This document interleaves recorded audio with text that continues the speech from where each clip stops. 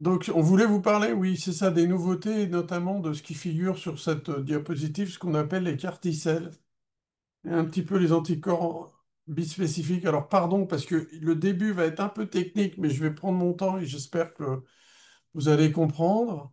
Ça, c'est mes liens d'intérêt éventuels. Et en fait, ce que je voulais vous dire, c'est que ce qu'on essaye de faire dans les maladies auto-immunes en général et dans le lupus en particulier, c'est d'essayer de détruire certaines populations de globules blancs, qui sont souvent ce qu'on appelle les lymphocytes, parce qu'on sait que ces globules blancs, ils vont sécréter par exemple des anticorps. Donc les anticorps, c'est comme des panneaux de signalisation, et les panneaux de signalisation, normalement, ils servent à se mettre sur un microbe qui rentre dans le sang et ils indiquent au reste du système immunitaire, ben, ce truc-là sur lequel j'ai mis un panneau de signalisation, il faut le détruire. Mais parfois, et c'est une des particularités des maladies auto-immunes, on a au cours des maladies auto-immunes des auto-anticorps. C'est-à-dire qu'on va avoir des anticorps qui vont se mettre sur nos propres constituants et qui vont indiquer au reste du système immunitaire, ben, un message qui est un message d'erreur, mais qui est ben, détruisez-moi. Et donc le système immunitaire, à chaque fois, il rencontre, par exemple, des cellules de la peau, il va attaquer les cellules de la peau et ça va donner des manifestations comme celles qu'on voit au cours du lupus, par exemple. Et donc, ce qu'on essaye de faire en médecine et maintenant, actuellement, c'est d'essayer de tuer les globules blancs qui sécrètent ces anticorps. Ces globules blancs, ils s'appellent les lymphocytes B. B, ça vient de l'anglais bone marrow parce qu'ils viennent, ils maturent dans la moelle hématopoïétique. Si vous mangez de la moelle, ben, vous voyez, ça synthétise des cellules du sang, la moelle hématopoïétique, quoi. Et donc, en fait, nous, on essaye de plus en plus de tuer ces globules blancs un peu particuliers parce qu'on sait les reconnaître, parce qu'ils ont à leur surface ce que nous on appelle les antigènes de surface, mais ils ont une marque à la surface. Cette marque, on va l'appeler par exemple CD20 ou CD19, et nous on va créer des médicaments qui vont tuer n'importe quel globule blanc. Oui, c'est ça, ces globules blancs sont des lymphocytes B, donc on va tuer ces globules blancs qui ont à la surface CD20 ou CD19. Donc, bah, jusqu'à maintenant, on avait surtout nous, on avait mis au point des anticorps qui étaient capables de se mettre sur ces globules blancs et de les faire détruire par le système immunitaire. Et en fait, maintenant, il y a une nouvelle technique qui consiste à utiliser le propre système immunitaire des malades, parce que nous, on a dans le sang des globules blancs qui sont des lymphocytes T aussi, qui sont capables de reconnaître d'autres globules blancs qui contiennent des virus et de les tuer. Ben là, on va utiliser ces globules blancs qui sont capables de reconnaître les virus et on va faire en sorte qu'ils soient capables de reconnaître les globules blancs qui font les anticorps. Et pour ça, on va leur mettre à l'intérieur, donc tout ça, ça se fait au laboratoire et on va leur mettre un antigène, un récepteur à l'antigène chimérique. Donc en anglais, ça fait Chimeric Antigen Receptor, donc ça fait CAR, T-cell, et c'est ce que vous voyez là, cette partie-là. Et donc toute cette partie-là, là, le bleu, il est capable de reconnaître ce truc-là orange qui est porté par la cellule qu'on vise. Il vient et il tue la cellule qui est en face. Donc si cette cellule-là, la cellule ciblée, c'est une cellule qui fait des anticorps, ben, le propre système immunitaire du patient, dans lesquels on a mis ces récepteurs chimériques, ils sont capables de tuer ben, la cellule qui va porter, par exemple, le CD20 d'antigène, qui est un marqueur des cellules, des lymphocytes B qui sécrètent des anticorps. Et donc, grâce à ça, on va tuer de manière extrêmement profonde les lymphocytes B qui sécrètent des anticorps. Et ça, c'était par exemple une voie qui était utilisée en cancérologie, en hématologie, parce que dans les cancers, quand c'est des cancers hématologiques, ils prolifèrent, mais ils portent encore des marqueurs des globules blancs. Et donc, on tue ces globules blancs cancéreux parce qu'ils portent à leur surface ce truc-là orange. Et donc, on sait maintenant utiliser le propre système immunitaire du malade pour détruire ces globules blancs qui sécrètent les anticorps qu'on appelle les lymphocytes B et qui vont, par exemple, proliférer dans ce qu'on appelle un lymphome B, par exemple. Et en fait, on s'est rendu compte que bah, finalement, ce qu'on voulait faire dans les maladies auto-immunes, c'était presque la même chose que dans certains cancers, c'était de tuer les globules blancs qui sécrètent les anticorps, donc qui portent un récepteur particulier. Et en fait, bah, on a réussi, et pour l'instant, c'est des choses qui sont en cours de recherche, hein, mais les résultats sont assez spectaculaires et c'est pour ça que je voulais vous en parler. On a réussi avec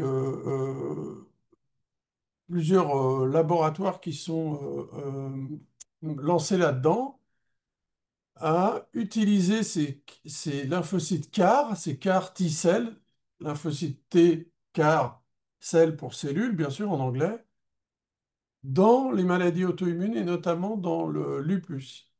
Alors la vraie difficulté, mais ça à la limite, c'est que bien évidemment, c'est un conditionnement qui justifie de récupérer les cellules du patient. Donc, il faut récupérer les propres globules blancs du malade, il faut les isoler au laboratoire, il faut mettre à l'intérieur ce récepteur chimérique, il faut amplifier ces cellules, et après, il faut traiter le malade comme s'il allait recevoir une chimiothérapie et passer donc ces carticelles. Et après, donc le patient, il a pas de système immunitaire, uniquement ces carticelles. Et donc les lymphocytes T-CAR, ils vont venir tuer les globules blancs qui sécrètent les anticorps. Et donc on va se retrouver sans globules blancs sécrétant les anticorps pendant longtemps. Et donc on s'est lancé là-dedans dans les maladies auto-immunes. Et en fait, c'est les Allemands qui ont fait les premières études. Je vous montre ce que c'est un carticelle. Donc là, par exemple, moi, je veux tuer la cellule B. Ça, c'est le lymphocyte du malade qui est un lymphocyte T, donc un lymphocyte qui est capable de tuer les globules blancs. Et je vais mettre à l'intérieur de de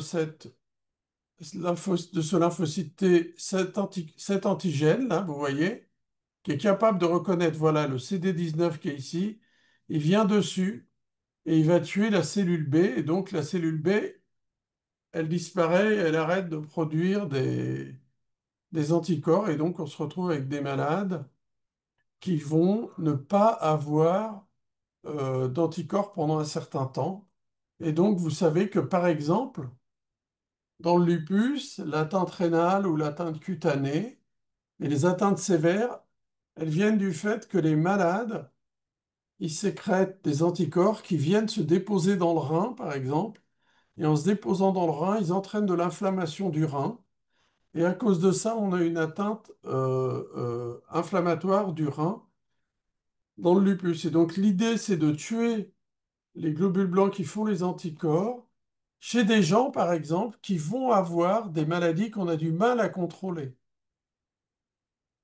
Et donc pour répondre à une des questions, c'est pas tous les malades lupiques pour l'instant, mais on va se retrouver, on va utiliser cette technologie chez des patients qui vont avoir des maladies sévères qui vont toucher par exemple le rein à plusieurs reprises. Un malade qui a eu plusieurs atteintes du rein et chez qui on n'arrive pas à contrôler la maladie avec les traitements habituels, eh ben, on peut lui proposer cette nouvelle technologie. Alors ça prend du temps, hein, c'est ce que je vous ai dit, il faut récupérer les cellules du malade, il faut les transférer, etc. Et le patient, il doit quand il reçoit les lymphocytes CAR, il doit être surveillé en hématologie dans une chambre stérile pendant 14 jours. Vous voyez, hein, c'est pas simple. Mais, et c'est très important, on a des premiers résultats là actuellement. Il y a une bonne centaine de malades qui ont été traités dans le monde entier. Et en fait, on a pour la première fois une situation où on arrive à contrôler donc, ces malades qui ont des atteintes extrêmement sévères, d'une part, et d'autre part, ce qui est très intéressant, c'est qu'on arrive à les contrôler en ayant diminué considérablement les traitements. Tout se passe comme si on avait... alors, je ne vais pas utiliser le mot guérison, parce que la guérison dans les maladies, c'est vous avez une angine, vous prenez des antibiotiques, l'angine, elle disparaît et vous arrêtez les antibiotiques. Mais là, actuellement, on a des malades, et notamment les collègues allemands qui ont commencé il y a plusieurs années, ils ont réussi à traiter des malades, et en France, nous, on a l'expérience, mais c'est dans des cadres de protocole, hein, de patients qui ont été traités depuis maintenant, Micheline, je sais pas, je dirais plus d'un an, c'est ça, hein, chez qui la maladie est contrôlée et chez qui on a quasiment arrêté les traitements, quoi. 18 mois, voilà, c'est ce que dit Micheline. Donc, on est maintenant, et c'est pour ça que je pense, mais on va ouvrir après un peu le débat, parce qu'on va essayer de répondre à vos questions, parce que je pense que c'est important qu'on rentre un petit peu dans le détail, mais c'est à vous de me poser les questions pour que je précise les choses. Mais là, on est dans une situation où, pour la première fois, on a approché la guérison de la maladie. Alors, c'est pas une guérison définitive parce que on n'a pas assez de recul, mais bien évidemment, pour l'instant, il y a des malades, par exemple en Allemagne, qui ont été traités il y a maintenant 3 ans, qui n'ont pas rechuté et qui n'ont pas de traitement, quoi. Donc, alors vous voyez quand même sur cette diapositive, c'est pas une promenade de santé, hein, donc c'est un protocole, c'est pour ça, hein. Donc on doit récupérer les cellules du malade, on doit les conserver, on doit les acheminer au laboratoire, on doit les transformer, on doit les faire pousser pour qu'il y en ait un nombre suffisant, on doit vérifier que tout va bien, on doit donner au malade donc, ce qu'on appelle une chimiothérapie pour calmer le système immunitaire qui reste du malade, et on perfuse, et après on doit surveiller le malade. Mais en gros, actuellement, il y a plein de protocoles qui sont lancés, et nous, on est impliqués dans deux de ces protocoles-là, et euh, on est positivement surpris par l'efficacité de cette thérapeutique, et surtout le fait que les patients se retrouvent maintenant à distance, 1 an, 2 ans, et ont quasiment plus de traitement. Peut-être, Micheline, on peut marquer un premier temps d'arrêt parce que je vois qu'il y a plein de questions, donc je préférerais répondre au fur et à mesure. En gros, on va essayer de discuter des thérapeutiques, donc n'hésitez pas à poser les questions, hein. Alors, il y a une question générale. Est-ce que tous les lupiques pourraient prétendre à ce nouveau traitement?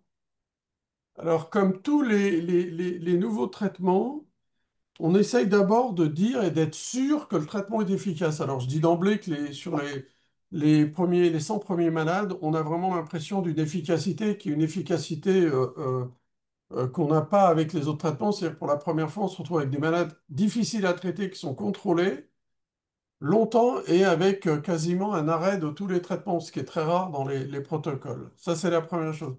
La deuxième chose, c'est que c'est pas tous les lupus, bien évidemment. C'est-à-dire que comme on est dans la première partie actuellement, c'est que on réserve ça aux formes qui sont des formes sévères. Et donc les formes avec, par exemple, un malade qui a une atteinte rénale qui reste évolutive malgré des traitements, bah, il faut vérifier. Alors, il y a ce qu'on appelle les critères d'inclusion dans un protocole, et on doit vérifier que le patient répond à ces critères d'inclusion.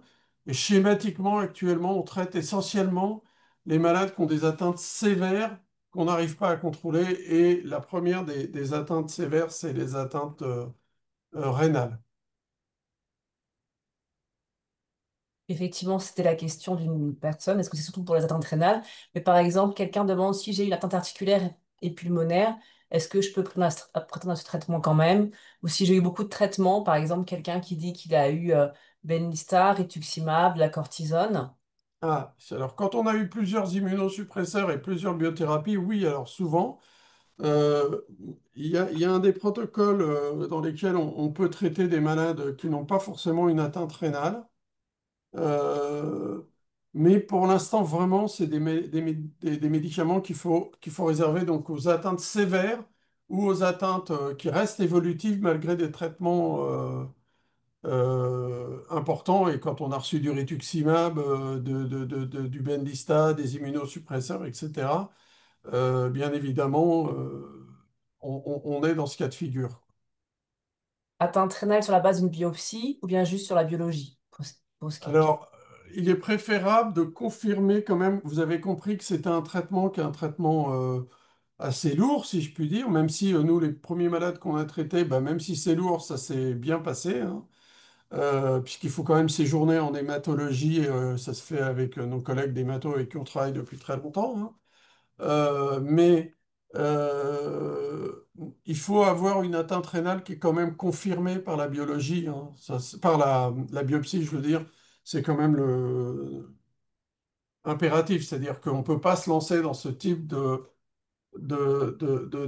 processus de thérapeutique sans être sûr que l'atteinte rénale, elle est liée à du lupus, hein. Toujours autour du rein, qu'en est-il des lésions rénales qui restent lorsqu'il n'y a plus d'activité du lupus? Répète, pardon. Qu'en est-il des lésions rénales qui resteraient en dehors de l'activité et des lésions actives du lupus? Oui, alors c'est une bonne remarque. Quand on a un rein qui est malade, on a un rein qui est malade parce qu'il y a de l'inflammation, et puis quand il a été malade plusieurs fois, bah, il y a des lésions cicatricielles, et ces lésions cicatricielles, elles peuvent donner des protéines dans les urines. Et bah, ce type de procédure-là, ça marche bien sur les atteintes inflammatoires, mais il n'y a aucune raison que ça marche sur les atteintes cicatricielles, quoi. Mais c'est fait pour les formes rénales qui sont des formes rénales actives, hein. Effectivement, quelqu'un dit que j'ai fait des poussées toute l'année, même si je n'ai pas d'atteinte rénale. Et puis quelqu'un d'autre dit que veut dire évolutif? Est-ce que c'est de faire plein de poussées symptomatiques? Est-ce que c'est ça un lupus évolutif qui justifierait donc de ce type de traitement? Est-ce que je suis désolé, j'entends pas très bien. Qu'est-ce que c'est un lupus? Non, en fait, qu'est-ce que ça veut dire évolutif? Ah, évolutif. Avoir plein de Non, oui. poussées. Évolutif, en gros, ça veut dire qu'il y a de l'inflammation. C'est-à-dire que c'est un lupus. Je vais vous prendre un exemple très simple. Si les corticoïdes à forte dose n'étaient pas aussi délétères, on pourrait les donner à tout le monde. Et quand il y a de l'inflammation, ça tue l'inflammation tout de suite. Mais on ne peut pas, bien évidemment. Bah, un lupus qui est évolutif, c'est un lupus qui est actif. Donc on a des manifestations du lupus. Euh, et bah, on essaye de les contrôler avec un traitement. Et ce traitement, bah, ça peut être soit des corticoïdes, soit des immunosuppresseurs, soit maintenant des biothérapies, de plus en plus, on en a déjà parlé, soit maintenant dans les formes sévères, et surtout qu'on a du mal à contrôler avec les traitements conventionnels, on discute la mise en route de ce type de thérapeutique, quoi. Une Et autre juste, il y a question. quelqu'un qui a demandé si c'était réservé qu'au lupus. Il y a actuellement des protocoles dans plein de maladies auto-immunes, hein. Mais je répète ce que je vous ai dit, c'est dans des cadres de protocoles de recherche. Vous doutez bien qu'il faut d'abord être sûr que ça fonctionne, ce qui semble être le cas des premières atteintes, hein, des premiers malades et des premières études, pardon. Bon, quels Quelqu'un sont... pose une question, et si on a une atteinte rénale qui est bien contrôlée par plein de médicaments, est-ce qu'on peut quand même prétendre à ce protocole? Parce que Ah ce serait non, bien de pouvoir arrêter les traitements. oui, alors ça, non, non, non, non, là, on n'en est pas encore là. Si vous avez une atteinte rénale qui est bien contrôlée avec les traitements conventionnels, on en reste là-dessus. Il faut bien comprendre, et ça c'est important pour vous, la recherche, ça se fait en plusieurs étapes.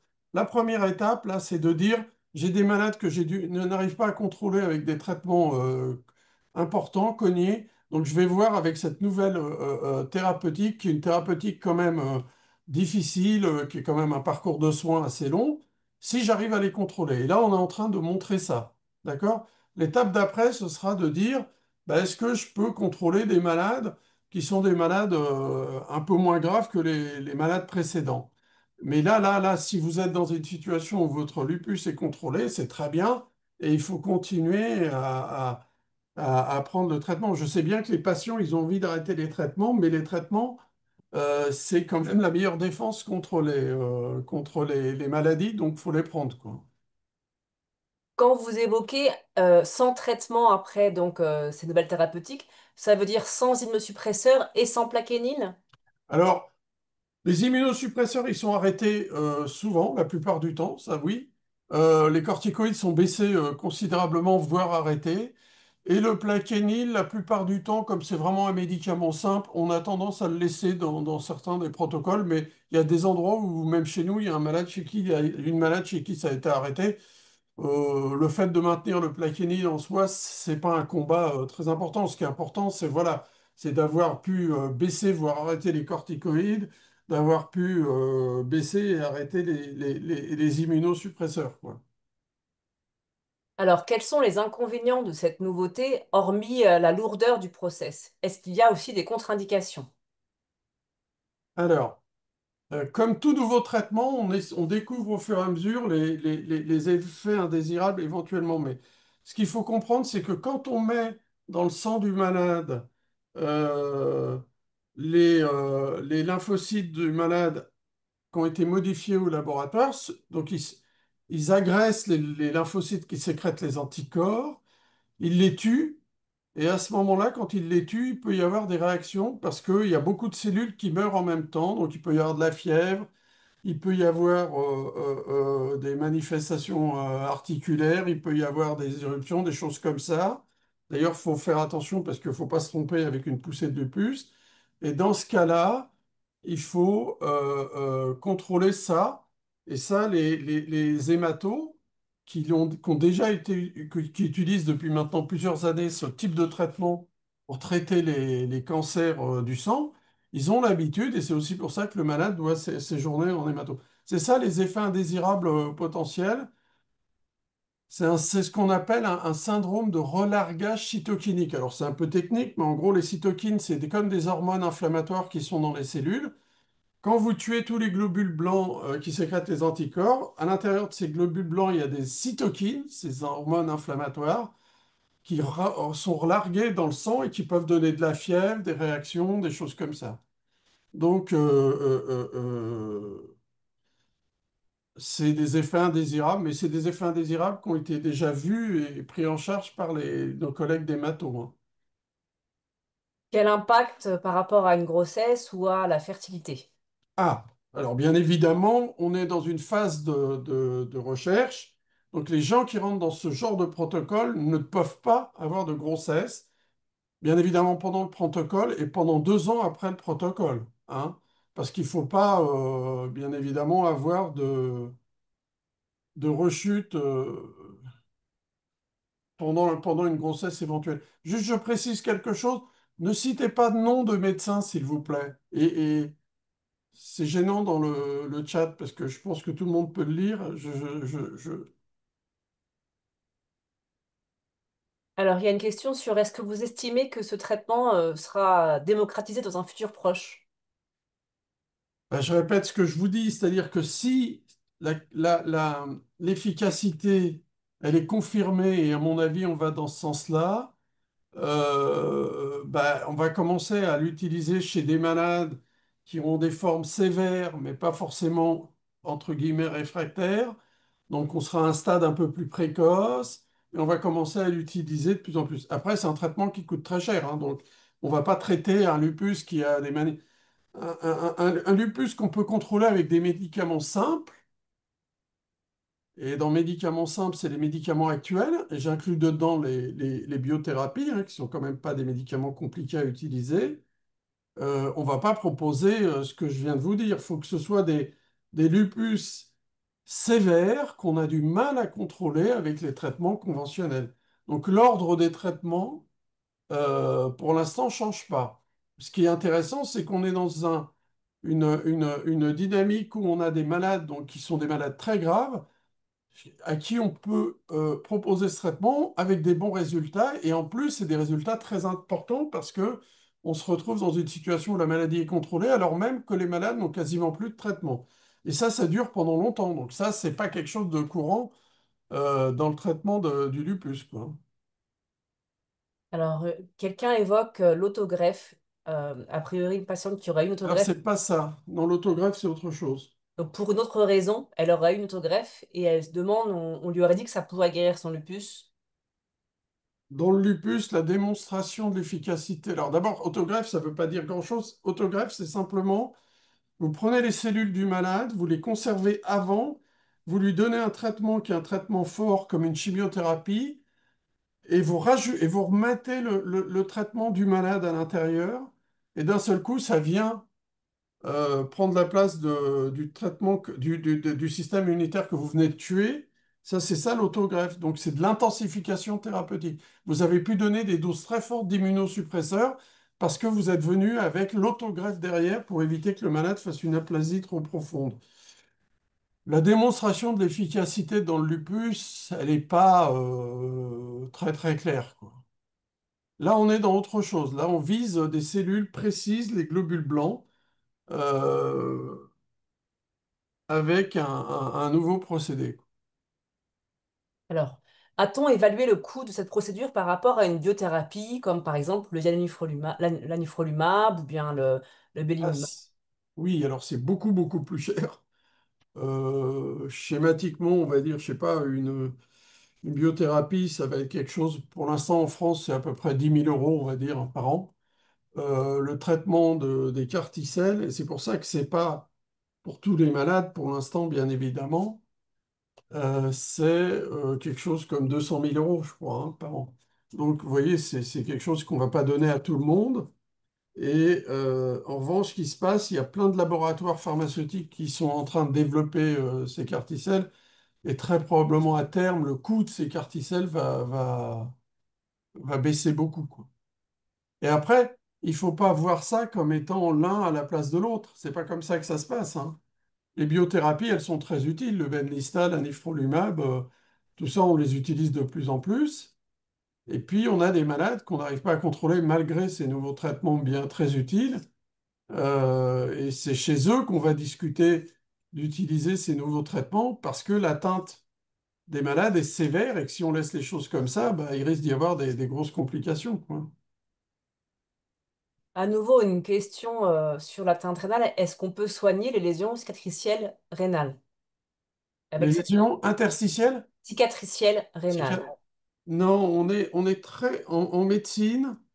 euh, il y a vraiment un gros problème dans la prise en charge de tout ce qui est cicatriciel. C'est-à-dire que autant les lésions qu'on appelle actives ou évolutives, qui sont inflammatoires, il y a plein de médicaments qui ont été développés, autant il n'y a pas pour l'instant de traitement, mais c'est global en médecine. C'est-à-dire si vous avez une cirrhose du foie, la cirrhose, c'est de la cicatrice.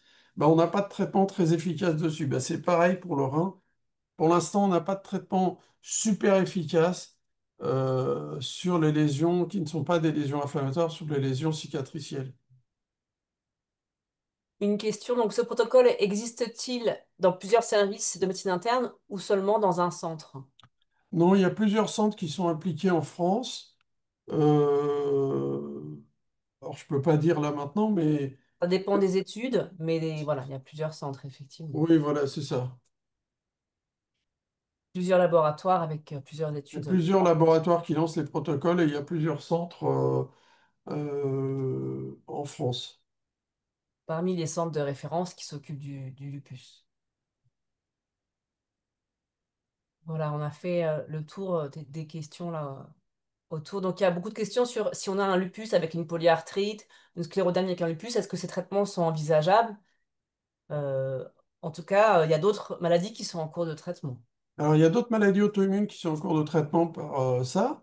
C'est par exemple, c'est dans la myosite, il va y avoir probablement des protocoles dans la sclérose en plaques, il va y avoir des protocoles dans la sclérodermie, etc. Donc voilà, c'est vraiment quelque chose qui est en train d'être proposé de plus en plus dans les maladies auto-immunes et notamment dans les maladies auto-immunes sévères où qu'on a vraiment du mal à contrôler, quoi.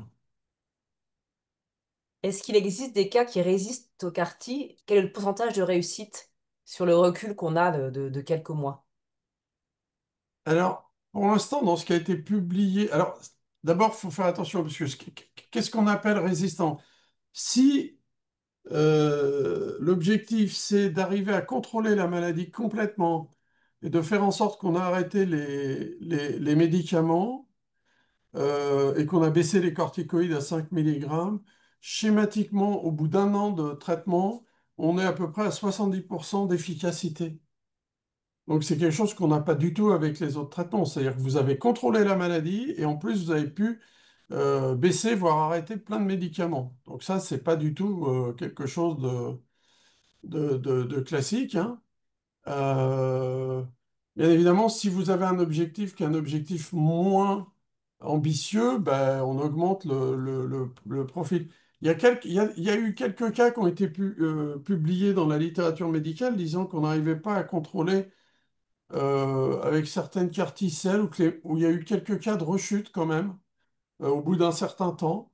Donc c'est pour ça hein, qu'il faut toujours évaluer tout ça, mais chez nous, ça suscite quand même un engouement extrêmement important avec beaucoup de laboratoires qui s'engagent dedans et beaucoup d'équipes qui sont en train de s'y intéresser, quoi.